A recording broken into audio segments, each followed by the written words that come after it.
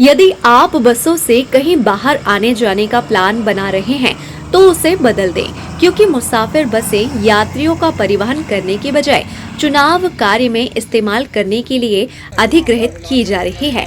दरअसल विधानसभा चुनाव के मद्देनजर 17 नवंबर को होने वाले मतदान के लिए मतदान दलों को मतदान केंद्रों तक ले जाने और मतदान पश्चात मतदान सामग्री सहित वापस लाने के लिए जिले में 732 यात्री बसों की जरूरतें हैं। त्योहार के चलते यात्रियों के आवागमन को देखते हुए चुनाव के लिए स्कूल बसों को अधिग्रहित करने पर ज्यादा जोर दिया जा रहा है। 732 बसों में से 300 स्कूल बसें अधिग्रहित किए जाने की योजना है। जबलपुर से कुंडम, डिंडौरी, मंडला, बालाघाट, सिवनी, छिंदवाड़ा सहित कई जिले ऐसे हैं जहां आवागमन के लिए ट्रेन की सुविधा नहीं है।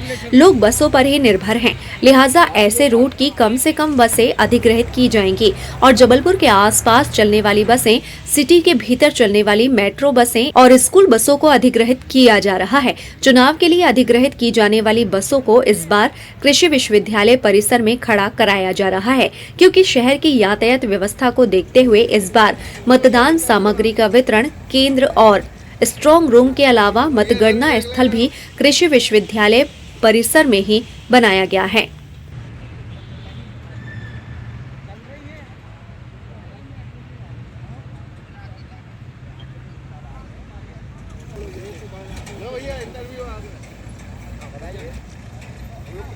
भैया इधर भी देख लेना।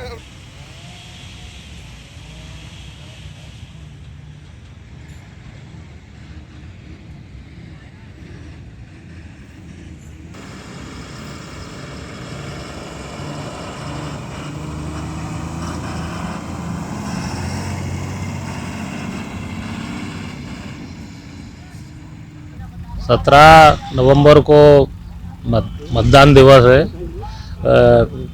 इसमें विधानसभा का मतदान होना है, तो हमारे द्वारा करीब 750 बसों का अधिग्रहण किया गया है और जिसमें से करीब अभी हमारे पास 250 गाड़ियां आ गई हैं और कंटिन्यूएशन में आ रही हैं। तो इस तरह से ये इस जो विधानसभा का जो मतदान दल है उनको ले जाने के लिए जो जिम्मेदारी जिला निर्वाचन अधिकारी द्वारा दी गई थी उसको हम पूर्ण ढंग से निभा रहे हैं और मतदान हमारी तरफ से पूरी व्यवस्था है और बसों का किसी प्रकार का कोई कमी नहीं है और मतदान में दलों को जितनी गाड़ी की आवश्यकता है उतनी गाड़ियों को हम दे रहे हैं। क्षेत्रीय परिवहन कार्यालय आरटीओ द्वारा बसों के अधिग्रहण की कार्यवाही मंगलवार से शुरू की गई और अधिग्रहित बसों को मतदान दलों की वापसी के साथ 18 नवंबर की सुबह मुक्त कर दिया जाएगा। हालांकि बसों के अधिग्रहण रूटों पर ट्रेनों का संचालन नहीं होता, उस रूट की कम बसें अधिग्रहित की जाएंगी। अन्य सभी रूटों पर 1-2 बसों का संचालन होता रहेगा ताकि यात्रियों को कुछ राहत मिलती रहे। फिर भी बसें कम और यात्रियों का दबाव अधिक होने से बसों से सफर करने वालों की परेशानी बढ़ सकती है।